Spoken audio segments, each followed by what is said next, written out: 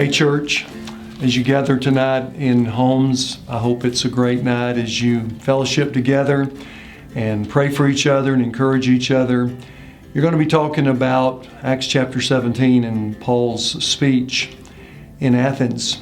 And Paul started that speech by saying to his audience that he perceived their being very religious. And I want you to have some conversation tonight. Of course, you've got the study guide or the questions and to talk it over that your pastors that's with you will help lead you to discuss. But maybe you could also add to that consideration about the way Paul started this speech, saying that he perceived that in every way they're very religious. I want you to think about in our modern day times how we could say that you're very religious. Typically what we hear today is I'm spiritual. I have my beliefs. I just don't go to church. Or I have spiritual beliefs, but I'm not a follower of Jesus. And think through, how do we communicate the gospel to that? Maybe this would be going out on the limb. I don't know what all the groups are like, but maybe even some role play.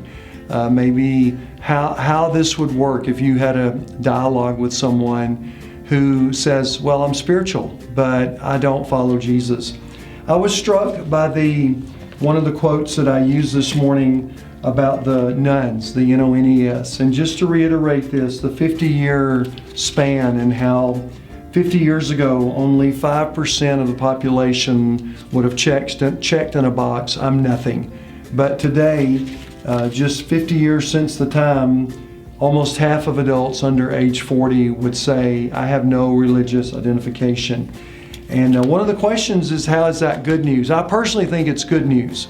Not that people are lost, that's not good, but we're not really having to start with people that have all the answers or that say they're this or that, but they're saying, I'm nothing. Talk about how that can be good news. And I hope it's a great night as you gather in the homes.